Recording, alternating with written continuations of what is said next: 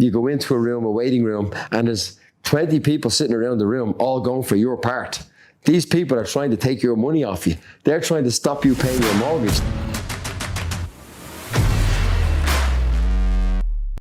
I guess a similar vein of question. When you've been doing a good few years of the band, like in Boyzone, and you talk about taking a hiatus, as in at that point, like genuinely going to take a year off and come back, or people like to break off and do solo stuff. I mean, I may be completely wrong, but when you look at so many other people do it, it never works out well for them. A big time TV actor in the UK, wants to go and break Hollywood, so they go. They never break Hollywood, then they never get back on the TV back in England again either. Or someone who's been good as a 4 or 5 piece band, they want to be the solo star. They go off and try solo stuff. Never works.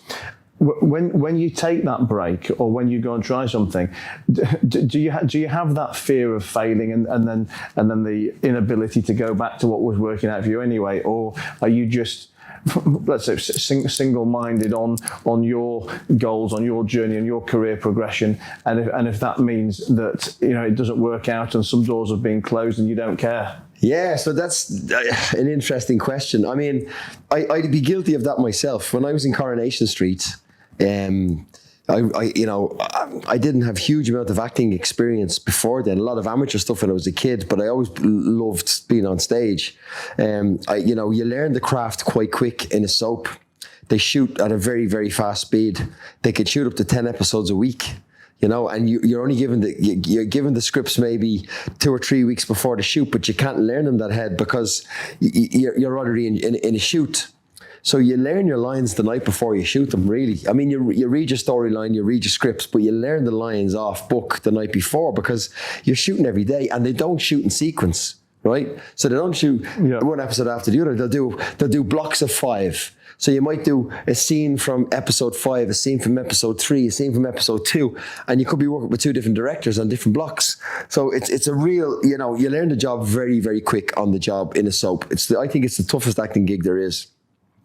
But when my first contract was coming up, I wanted to do more work. I loved being behind the camera, and I loved the job. So like anybody, I kind of had ideas of grandeur, and I went over to LA for pilot season. Oh, I didn't know this. Yeah, I went over. Pilot season is usually from the end of February into March, right through May, June, April, May, and it's when they cast all the shows that are coming out on Netflix, on Apple TV, on Amazon, the movies, all the indie movies. It's when they cast for everything. So everybody from all over the world that wants to be an actor is in LA at that time, and it's a rat race. If you're going for a specific role with one of the bigger studios, you go into a waiting room, and there's 20 people sitting around the room all going for your part. These people are trying to take your money off you. They're trying to stop you paying your mortgage. You know what I mean? And you're in that room, and there's nobody talking because you're all against each other, and it's a rat race. It's really tough. I mean, 1 or 2% of actors make it to the top level, and that's what everybody's dreaming of.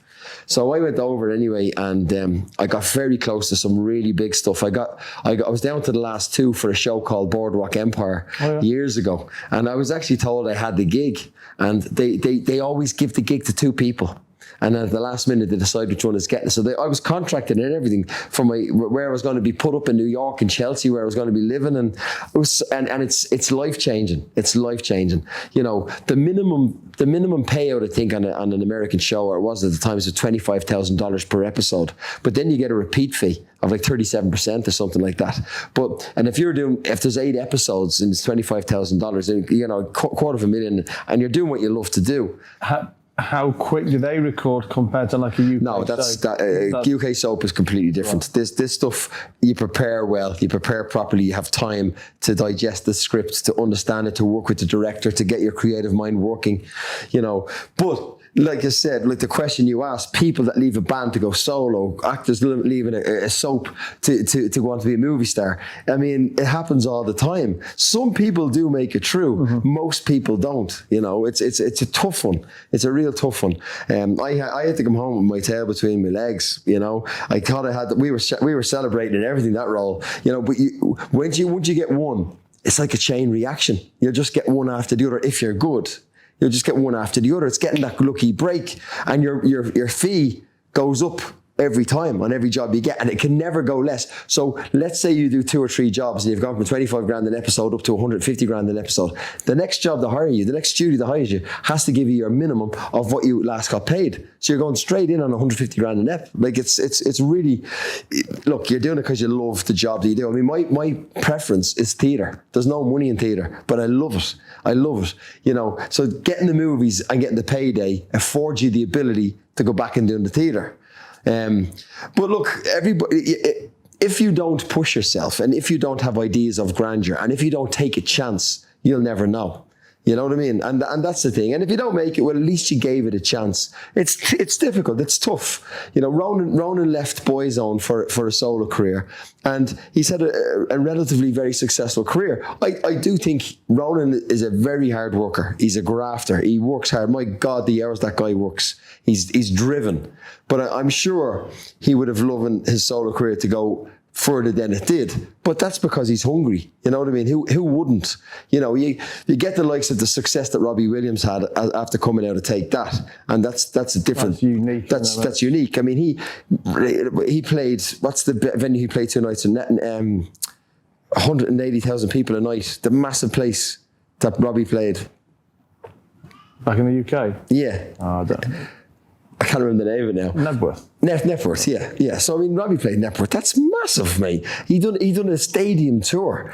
I mean, a one man coming out of a boy band from fucking Stockport, you know, or is he from Stockport? Stoke-on-Trent. So, like, that's a huge success story. He was bigger than Take That everywhere. Now, Take That went on to do a stadium tour themselves later on, but the Gary Barlow, he didn't go on. I mean, Gary Barlow's a great singer, a great songwriter, but he didn't make it as a solo star. You know what I mean? Not to the level that Robbie did. You know what I mean? So there's loads of examples of people that they have a successful career, but it's not to the level that they would have likened it to be. You know, and I mean, to be brutally honest about it, Boys Life and what Brian and I do. Yeah, I'll be very honest. We do enjoy the gigs that we do, but I'd love the opportunity or the option to go and play an arena tour, you know, because look, we're not getting any younger. We have to provide for our future. We have to provide for our pension. As you know yourself, my knees are fucked. You know, I need to get 2 new knees. That's going to be off the road for at least 3 months, you know, and I've got bills to pay like everybody else. So doing the arenas is cream. Okay. So if you're doing 2 or 3 nights in the same arena, that's a lot of money, because you've got all the bills for the load in and the load out. But if you've got 2 or 3 nights in the middle, there's no load in and no load out. No. So you're making pure profit. If you're only doing 1 night in a venue, you know, you're limited to the money that you can make, because you've got the load in and the load out on the same day. But if you get 2 nights or even 3 nights, the difference financially is not just doubled, it's tripled, it's quadrupled.